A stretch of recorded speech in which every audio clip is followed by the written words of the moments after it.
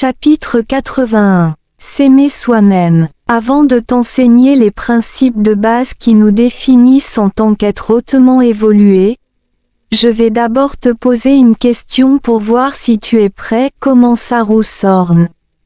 D'accord? Je suis prêt. Guillemets doubles. Quelle penses-tu être la différence entre ceux qui ont l'opportunité de devenir hautement évolués et ceux qui ne l'ont pas? Demanda-t-il. Oh! Cela semble être une question facile, mais elle est difficile à répondre, avouai-je. Allez, essaie quand même, m'encouragea Roussthorn. Eh bien, je devinerai que la différence pourrait être l'état de leur énergie physique et mentale. Ai-je raison? Répondis-je en appliquant ce que j'avais appris des leçons de respiration qu'il m'avait enseignées. Faux. Guillemets doubles. Aïe! C'est mauvais. J'ai déjà échoué au niveau de base. Guillemets doubles. Eh bien que tu aies donné une mauvaise réponse, tu as quand même réussi le test. Guillemets doubles. Oh! Et pourquoi donc? Répondis-je, car sa réponse me laissait perplexe. La qualité la plus importante d'une personne qui aspire à devenir un être hautement évolué est qu'elle doit essayer de chercher les réponses aux questions en utilisant ses propres pensées, et comprendre que peu importe si les réponses sont bonnes ou mauvaises. Le simple fait d'essayer de poser et de répondre aux questions par toi-même est une qualité de base d'un être hautement évolué.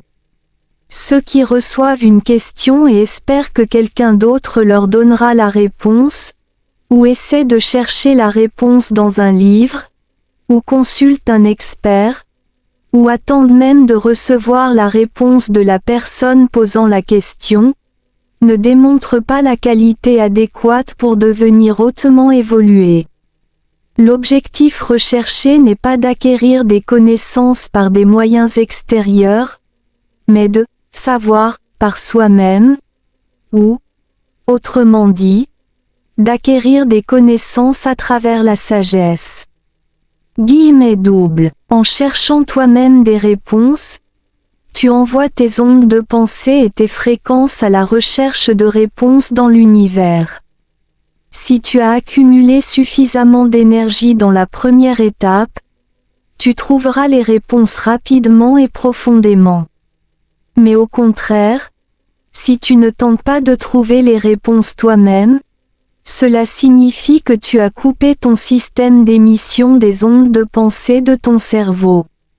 Et une fois que ton système est coupé, peu importe où tu obtiens les bonnes réponses, tu n'auras ni acquis l'énergie ni la qualité nécessaire pour te développer vers un niveau supérieur, expliqua Roussthorn.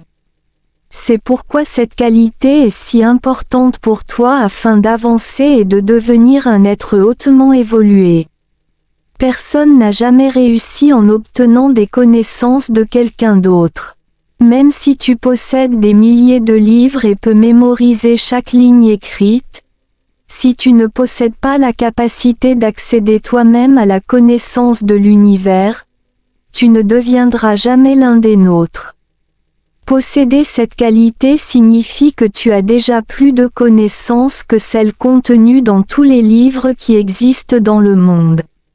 Il y a une quantité infinie de connaissances dans l'univers, mais tu n'as pas besoin de tout savoir. Il te suffit de connaître la méthode qui te permet de l'utiliser quand tu en as besoin. Roussthorn fit une pause avant de continuer. La prochaine chose que tu dois mettre en œuvre, c'est de ne pas attendre que quelqu'un te pose une question, mais de poser constamment des questions toi-même. En faisant cela, tu ouvres ton système pour rechercher des connaissances dans l'univers en permanence. Ce désir de connaissance continuera de s'étendre jusqu'à ce que tu atteignes finalement un état de compréhension parfaite, ou ce que les gens dans ton monde appellent souvent atteindre la vérité ultime. Guillemets doubles. Toute personne qui a appliqué et adopté ce processus est considérée comme l'un des grands hommes du monde. Quoi qu'il voie, il questionnerait immédiatement sa véritable nature. J'utilise le terme « véritable » parce qu'il a un sens plus profond, bien au-delà des capacités perceptuelles normales d'une personne moyenne. Pour reconnaître la véritable nature de quoi que ce soit, il est essentiel d'appliquer les principes que j'ai expliqués avant. Ce qui signifie envoyer ta question à l'univers sans juger quoi que ce soit à travers tes sentiments ou émotions.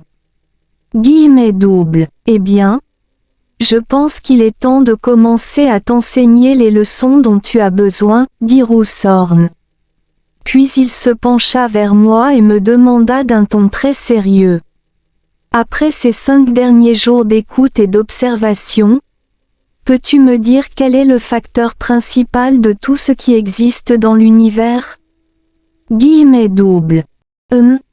Laisse-moi réfléchir, dis-je hésitant, essayant de gagner du temps pour trouver la meilleure réponse. Je fis une pause pour revoir tout ce qu'il m'avait dit dans mon esprit. Je pense que je suis prêt à te donner la réponse maintenant, dis-je, après quelques minutes. La réponse est l'amour? C'est bien ça? Répondis-je. C'est exact, dit Roussthorn avec un large sourire, visiblement fier de son élève.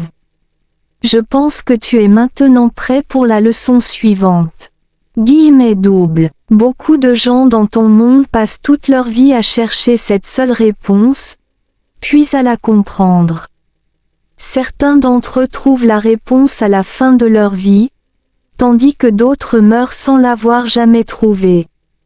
Le principe de la relation entre l'amour et tout le reste est le noyau de toutes les choses. Cela est intégré dans chaque particule de l'univers, de la plus petite particule à la plus grande structure.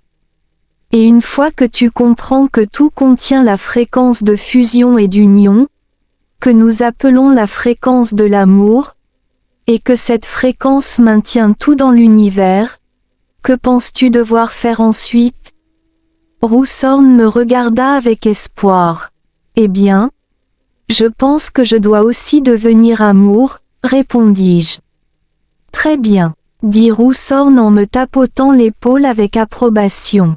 Maintenant, tu es dans la phase d'action. Avant aujourd'hui, tu as appris et compris ce principe, mais tu ne l'as pas encore appliqué. Guillemets doubles. En plus de respirer profondément et longuement tout le temps pour te préparer à renforcer ton énergie physique et mentale, la prochaine étape est de commencer à agir de manière à ce que l'amour émane de toi en permanence. Guillemets doubles. Tu devras commencer par donner la priorité à l'amour envers ton âme, car c'est la base de ton être. Comme tu le sais déjà, il y a une autre entité sensible profondément ancrée dans ton corps. Nous pouvons dire qu'elle est emprisonnée, car elle était autrefois libre et pouvait se déplacer partout dans l'univers, mais depuis qu'elle est devenue une âme volontaire assignée à travailler dans la salle des machines de l'univers, elle a dû vivre dans le corps qui représente ton être. Elle agit simplement comme le maître, ou le propriétaire de ton corps. Pour ce qui est des mouvements de ton corps, ton âme a divisé une partie d'elle-même pour en prendre le contrôle. Nous appelons généralement cette partie divisée de l'âme la conscience ou l'ego. Par exemple, lorsque nous parlons, nous utilisons la conscience. L'entité sensible qui est profondément ancrée en toi, et que nous appelons l'âme, ou le supraconscient, est ton soi supérieur.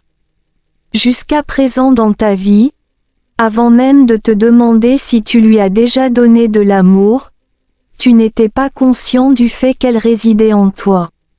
Ce soi supérieur a été oublié. Et maintenant, tout ce que tu dois faire dans ce processus, c'est concentrer tes pensées sur elle, te rappeler de son existence et l'embrasser avec la conscience qu'elle vit en toi, et l'aimer de tout ton cœur. Dans certaines cultures et religions de ton monde, des rituels similaires existent déjà. Ils font en sorte que chacun adopte ce rituel consistant à envoyer de l'amour plusieurs fois par jour, mais la différence réside dans le fait qu'ils ne pensent pas vraiment à ce soi supérieur pendant le rituel. Ils exécutent ces rituels parce qu'une règle les y contraint. Ils craignent de commettre un péché s'ils ne suivent pas le rituel, ce qui signifie qu'ils le font par peur, au lieu de chercher véritablement à établir une relation avec leur soi supérieur. Guillemets doubles. Pour donner de l'amour à ton soi supérieur, tu dois le faire à chaque instant où tu es éveillé, tout comme la technique de respiration que je t'ai enseignée. Tu ne dois pas te concentrer dessus ou te forcer à le faire, mais tu dois le faire avec un fort désir. Roughthorne s'arrêta et me lança un regard intense. Tu dois te fixer l'intention de le faire en permanence. Tu dois te répéter à haute voix chaque jour que tu donnes de l'amour à ton soi supérieur, et au bout d'un moment cela deviendra naturel, sans que tu aies à fournir d'efforts. Guillemets doubles. Lorsque tu suis cette méthode, cela ne signifie pas que tous les autres rituels doivent être abandonnés. Tu devrais les pratiquer régulièrement et trouver le temps de les faire au moins 5 à 10 fois par jour. Parfois, si tu te trouves dans des lieux spirituels comme une église ou un temple, ces endroits peuvent souvent t'aider à te rappeler ton âme, alors ne manque pas cette opportunité. Il sera bien plus facile pour toi de nouer une relation avec ton être intérieur dans ces lieux et durant ces moments spirituels, conclut Roughthorne.